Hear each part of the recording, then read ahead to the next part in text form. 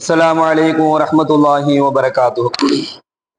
إن الحمد لله نعمده ونستعينه ونستغفره ونعوذ بالله من شرور أنفسنا ومن سيئات أعمالنا.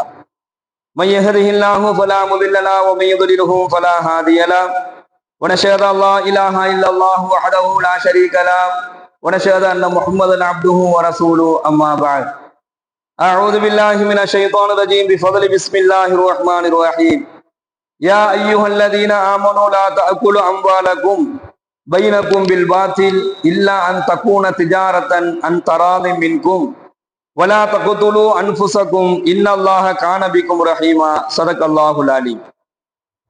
கண்ணியத்திற்குரிய அல்லாஹ்வின் நல்லடியார்களே, சகோதரர்களே, சூரா நிசாவினுடைய 29வது வசனத்தினுடைய கடைசியில் அல்லாஹ் சொல்லக்கூடிய ஒரு செய்தியை நாம் இன்றைய பயான்ல பார்க்கலாம். அதாவது இந்த 29வது வசனத்துல எல்லாம் வல்ல இறைவன் 3 விஷயங்களை அல்லாஹ் சொன்னான். அதுல முதலாவது செய்தியாக, உங்களில் ஒருவர் மற்றவருடைய பொருளாதாரங்கள், மற்றவருடைய சொத்துக்கள், அவருடைய காசு, பணம், பொருளாதாரம், சொத்து போன்றவற்றை என்ன செய்யாதீங்க. லா தஅகுலு அம்வாலக்கும், உங்களில் ஒருவர் மற்றவருடைய பொருளாதாரங்களை, மற்றவருடைய சொத்துக்களை தவறான முறைகேடான வகையில் உண்ணாதீர்கள், பயன்படுத்தாதீங்க, எடுத்துக்காதீங்க. அது மிகப்பெரிய குற்றம் என்பதாக முதலாவது செய்தியிலையும், இரண்டாவது விஷயத்துல இல்லான் தக்கூன திஜாரத்தன் அந்தராதி மினுக்கும், அதாவது கூட்டாக சேர்ந்து நீங்க ஒரு வியாபாரம் செய்றீங்க, அந்த வியாபாரத்துல ஒருவருடைய பொருளை என்ன செஞ்சுக்கலாம், உங்களுக்குள் ஒரு பரஸ்பரத்தை நீங்கள் ஏற்படுத்தி கொண்டதற்கு பின்னால் அந்த கூட்டு வியாபாரத்துல வரக்கூடிய லாபத்தில இருந்து நீங்கள் முறைகேடு இல்லாமல் நீங்கள் எடுத்துக்கொள்வதில் தவறு இல்லை. அப்ப எந்த விதமான தொடர்பும் இல்லாமல் ஒருவருடைய பொருளாதாரத்தை, சொத்தை அபகரிப்பது குற்றம். ஆனால் உங்களுக்குள் வியாபாரம் என்று சொல்லக்கூடிய ஒரு பரஸ்பர சம்பந்தம் இருந்துச்சு அப்படின்னு சொன்னா அதன் மூலமாக என்ன செஞ்சுக்கலாம், நீங்கள் அந்த வியாபாரத்தின் மூலமாக வரக்கூடிய லாபத்துல வரக்கூடிய வருமானங்கள்ல இருந்து நீங்கள் எடுத்துக்கொள்ளலாம் என்பதாக அல்லாஹ் அனுமதி கொடுக்கிறான். இப்ப மூன்றாவது செய்தியாக, வலா தகுதுலு அன்ஃபுஸக்கும், அல்லாஹ் சொல்றான் உங்களையே நீங்கள் கொன்று கொள்ளாதீர்கள் என்பதாக அல்லாஹ் சொல்றான். வலா தகுதுலு அன்ஃபுஸக்கும், உங்களையே நீங்கள் கொன்று கொள்ளாதீர்கள். இதுக்கு என்ன அர்த்தம் சொல்றாங்க அப்படின்னு சொன்னா, உங்களை நீங்களே கொன்று கொள்ளாதீர்கள், அதாவது தற்கொலையை பற்றி அல்லாஹ் இந்த செய்தியில பேசுறான். உயிர் என்பது அல்லாஹுவால் கொடுக்கப்பட்ட ஒரு பெரும் பாக்கியமாகும். பாக்கியம் என்று சொல்வதை விட உயிர் என்பதை அமானிதம் என்பதாக சொல்லப்படும். அல்லாஹ் நம்ம கொடுத்திருக்கக்கூடிய உயிர் இருக்குது, இது ஒரு அமானிதம். அல்லாஹ் எப்படி நம்ம இந்த உலகத்துக்கு அல்லாஹ் அனுப்பி வச்சானோ அதே போன்று அவனிடத்துல போய் சேர்வதுதான் இந்த அமானிதத்தை பாதுகாப்பதுல மிக முக்கியமான விஷயம். அதனாலதான் இஸ்லாத்துல இந்த கண்ணை தானம் பண்றது, கிட்னியை தானம் பண்றது, நான் இறந்து போனதுக்கு முன்னாடி என் கண்ணை எடுத்துக்குங்க, என்னுடைய கிட்னியை எடுத்துருங்க, என் ஹார்ட்டை எடுத்துக்கங்கன்னு சொல்வதற்கு அனுமதி கிடையாது. இஸ்லாத்துல இந்த கண் தானத்துக்கெல்லாம் அனுமதி கிடையாது. ரத்த தானத்திற்கு அனுமதி உண்டு. ரத்தம் கொடுக்கலாம், யாருக்கு வேணாலும் என்ன செய்யலாம், கொடுக்கலாம். ஆனால் நான் இறந்து போனதுக்கு முன்னாடி என் உடம்புல இருக்க பொருள் எல்லாம் நீங்க என்ன செய்யுங்க, எடுத்துக்கங்க என்பதாக அதை தானம் செய்வதற்கு இஸ்லாத்துல அனுமதி கிடையாது. அப்ப ஏன் அப்படின்னு சொன்னா, அல்லாஹ் உங்களுக்கு வழங்கிய உடலில் அல்லாஹ் வழங்கிய இந்த உயிர் இருக்குது, அது மிகப்பெரிய ஒரு அமானிதம் என்பதாக இஸ்லாம் சொல்லுகின்றது. அது மட்டுமல்லாமல் எந்த விதமான பெரிய இழப்புகள் ஏற்பட்டாலும், ஸல்லல்லாஹு அலைஹி வஸல்லம் அவங்க சொல்றாங்க, பெரிய இழப்புகள் ஏற்பட்டாலும், பெரும் கொண்ட கஷ்டங்கள் ஏற்பட்டாலும், உங்களால் தாங்க முடியாத அளவுக்கு சோதனைகள் ஏற்பட்டாலும், அப்ப என்ன அல்லாஹ் சொல்ல வரா அப்படின்னு சொன்னா, இழப்புகள் என்பது ஒவ்வொரு மனிதனுடைய வாழ்க்கையில் நிச்சயமாக வரும். அதுல எந்த மாற்றமும் கிடையாது.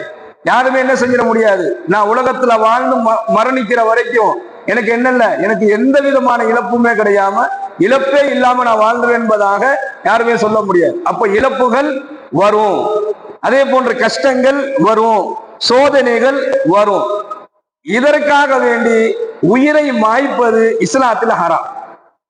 என்னால தாங்க முடியல, என்னால சோதனைகள் கஷ்டங்கள் தாங்க முடியலங்கிறதுக்காக வேண்டி ஒருவர் தன்னுடைய உயிரை மாய்த்துக் கொள்வதை இஸ்லாம் தடை செய்கின்றது. அல்லாஹ் முழுமையாக அதை ஹராமாக ஆக்கி விடுகின்றார். ஆனால் இன்றைய பலகீனமான மனிதர்களை நம்மளால நிறைய பார்க்க முடியும். நம்ம இந்த இப்ப இருக்கக்கூடிய சூழல்கள், அதுவும் இப்ப இருக்கக்கூடிய சூழல்கள்ல ரொம்ப பலகீனமான மனிதர்களை சந்திக்கக்கூடிய ஒரு சூழல் ஏற்படுது. அதாவது நான் தற்கொலை பண்ணி நான் செத்துருவேன், எனக்கு இது நடக்கல அப்படின்னு சொன்னா நான் செத்து போயிடுவேன், எனக்கு இது கிடைக்கல அப்படின்னு சொன்னா நான் தற்கொலை பண்ணிக்கலாம்னு நினைக்கிறேன். இதெல்லாம் யதார்த்தமாக பயன்படுத்தக்கூடிய ஒரு வார்த்தையாக பார்க்கிறோம்.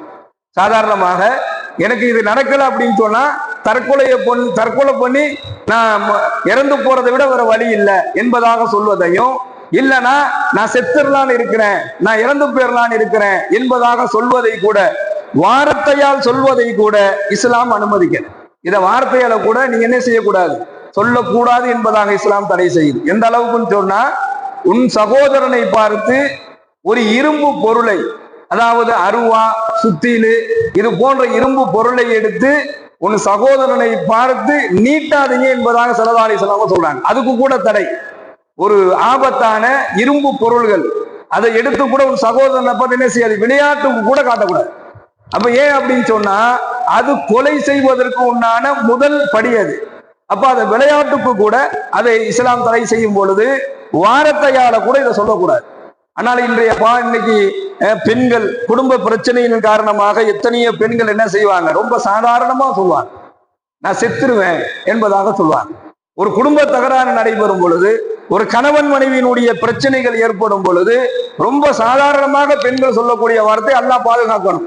இந்த வார்த்தை ஒருபோதும் பயன்படுத்தவே கூடாது. பெண்கள் விளையாட்டுக்கு கூட, அதாவது கோபத்துல கூட, தன்னை மீறி கூட இந்த வார்த்தையை பயன்படுத்தக்கூடாது.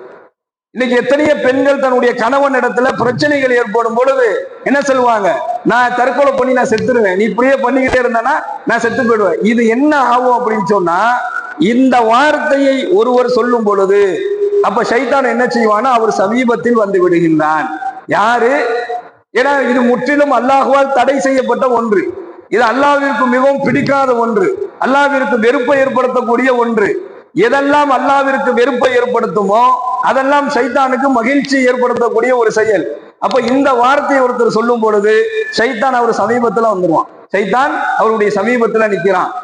விளையாட்டாக அல்லது ஏதோ ஒரு சூழல்ல சொல்லக்கூடிய இந்த வார்த்தையை மீண்டும் மீண்டும் அவருடைய உள்ளத்தில் ஷைத்தான் அதை பதிவு செய்து ஒரு கட்டத்துக்கு மேல யார் நான் எதெடுத்தாலும் நான் செத்து போயிடுவேன், நான் இறந்து போயிடுவேன் சொல்லிக்கிட்டே இருக்கிறாங்களோ அவனுக்கு சமீபத்தில் இருக்கக்கூடிய ஷைத்தான் அவனை தூண்டுவான். எதுக்கு தூண்டுவான்? தற்கொலைக்கு ஷைத்தான் தூண்டுவான், இன்னும் தூண்டி கொண்டே இருப்பான். எனவே ஷைத்தான் இடத்துல நீங்கள் கவனமாக இருந்து கொள்ளுங்கள். இந்த வார்த்தையை சொல்லும் பொழுது ஷைத்தான் ரொம்ப சமீபத்தில் இருக்கக்கூடியவனாக மாறி விடுறான். அதனாலதான் இஸ்லாம் ஸல்லல்லாஹு அலைஹி வஸல்லம் அன்னவர்கள் வார்த்தைக்கு கூட இதை நீங்க சொல்லாதீங்க, வார்த்தைக்கு கூட நான் தற்கொலை பண்ணிடுவேன், நான் இறந்து போயிடுவேன் என்பதாக வார்த்தையால் கூட சொல்வதை இஸ்லாம் தடை செய்யுது. இப்ப இந்த வசனத்துல வலா தக்துலு அன்ஃபுஸகும், உங்களை நீங்கள் கொலை செய்து கொள்ளாதீர்கள். அப்ப எந்த நிலை ஏற்பட்டாலும், இதுக்கு முன்னாடி வியாபாரத்தை சொல்லக்கூடிய அல்லாஹ் அடுத்த வார்த்தையாக இதை சொல்றான் அப்படின்னு சொன்னா, அதிகமாக நெருக்கடி வியாபாரத்துல ஒருத்தருக்கு ஏற்படும்.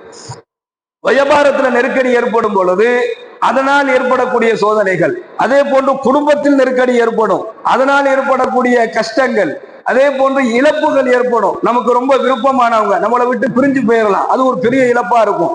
அது போன்று இந்த இழப்புகள் ஏற்படும் பொழுதெல்லாம் நீங்கள் உயிரை மாய்த்துக் கொள்வது ஹராம், தடை செய்யப்படும். அப்ப இதெல்லாம் சமாளித்துட்டு வரணும். எந்த நிலையிலேயுமே உங்களுடைய உயிரை நீங்கள் மாய்த்து கொள்ள வேண்டாம் என்பதாக இந்த வசனத்தின் வாயிலாக அல்லாஹ் சொல்லக்கூடிய முதலாவது செய்தி. இரண்டாவது அல்லாஹ் சொல்றான், இதே வசனத்திற்கு குர்ஆனினுடைய இந்த தஃசீருடைய விரிவுரையாளர்கள் எழுதுறாங்க, தன்னைத்தானே கொலை செய்வதை எப்படி அல்லாஹ் இந்த வசனத்துல கண்டிக்கிறானோ அதே போன்று அடுத்தவரை கொள்வதையும் அல்லாஹ் இந்த வசனத்துல கண்டிக்கிறான். யாரையும் என்ன செஞ்சிடாதீங்க, நீங்கள் கொலை செய்வதற்கு தயாராக கூட ஆகக்கூடாது. எந்த அளவுக்கு அப்படின்னு சொன்னா, ஒருவர் இன்னொருவரை கொலை செய்வதற்கு துணை கூட போகக்கூடாது. நான்லாம் கொல்லலைங்க, அவங்க கொலை செஞ்சாங்க நான் கூட நின்னேன் என்பதாக துணைக்கு கூட போகக்கூடாது. எப்படி வட்டியை பற்றி சொல்லப்படுதோ, போனவர் வந்தவர் நின்றவர் என்பதாக, அதே போன்று இந்த கொலைக்கு யாரெல்லாம் துணை நிற்கின்றார்களோ அவர்களை கூட ஸல்லல்லாஹு அலைஹி வஸல்லம் அவர்கள் தடுக்கிறாங்க.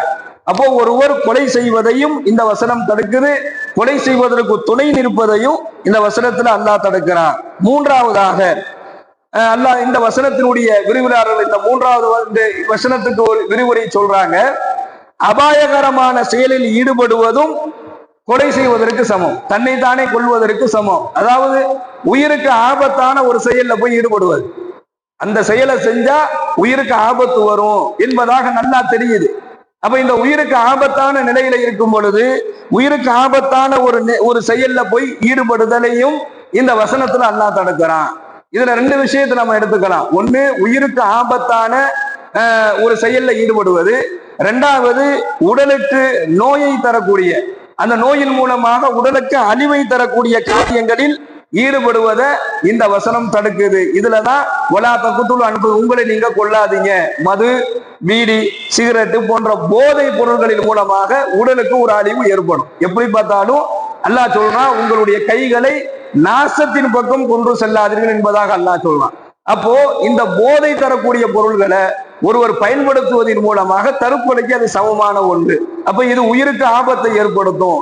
இந்த வசனத்துல அல்லாஹ் அதையும் தடுக்கிறான். ஏன்னு சொன்னா அதன் மூலமாக உங்களுடைய உயிருக்கு நோய் வரும், அந்த நோய் அழிவை தரும். இதிலிருந்து நீங்க விலகி கொள்ளுங்கள் என்பதாக எல்லாம் வல்ல இறைவன் இந்த வசனத்தின் வாயிலாக சொல்றான். நபிகள் நாயகம் ஸல்லல்லாஹு அலைஹி வஸல்லம் அவங்க சொன்னாங்க, எவர் ஒருவர் தாங்க முடியாத கஷ்டத்தை முன்வைத்தோ அல்லது சிரமத்தை முன்வைத்தோ, தன்னை யார், அதாவது ஒரு பெரிய மலையிலிருந்து குதித்தோ அல்லது நஞ்சை அருந்தியோ தன்னுடைய உயிரை மாய்த்து கொண்டார் என்று சொன்னால் அவர் நரகத்திலேயே வீழ்ந்து கிடப்பார் என்பதாக நபிகள் நாயகம் ஸல்லல்லாஹு அலைஹி வஸல்லம் சொன்னார். தற்கொலை பண்ணி ஒருத்தர் இறந்துட்டாருன்னா அப்ப என்ன, இது இந்த செய்தியில ஸல்லல்லாஹு அலைஹி வஸல்லம் சொல்லக்கூடிய செய்தி என்னன்னா, அவர் நரகத்துலதான் இருப்பார். அவர் முஸ்லீமாக வாழ்ந்து முஃமினாக வாழ்ந்திருப்பாரு, முஸ்லீமா வாழ்ந்திருப்பாரு, அமல்கள் செஞ்சிருப்பாரு, எல்லாம் இருக்கும். ஆனா அவருடைய இறுதி முடிவு தற்கொலையா போயிடுச்சு அப்படின்னு சொன்னா அவருக்கு சொர்க்கம் தடை செய்யப்பட்டுரும். அல்லாஹ் சொல்றான், அவருக்கு சொர்க்கத்தை நான் தடை செய்து விடுவேன். அப்ப என்ன முடியாது, சொர்க்கத்தின் பக்கம் ஒருபோதும் அவர் போக முடியாது. அப்ப மன்னிப்பை இல்லை என்பதுதான் எங்களுடைய செய்தி. அதனாலதான் தற்கொலையை சிலர் வன்மையா கண்டிக்கிறாங்க. ஒருவர் விஷம் அருந்தி தற்கொலை பண்ணிக்கிறார் அப்படின்னு சொன்னா அவர் நரகத்திலையும் அவர் விஷம் அருந்தி கொண்டேதான் இருப்பார். அவருக்கு என்ன தண்டனை இங்க கொடுக்கப்படும்னா, அவர் நரகத்திலையும் ஒரு நஞ்சை எடுத்து அருந்துகிட்டே இருப்பாரு, அப்படியேதான் இருந்துகிட்டே இருப்பாரு நரகத்துல.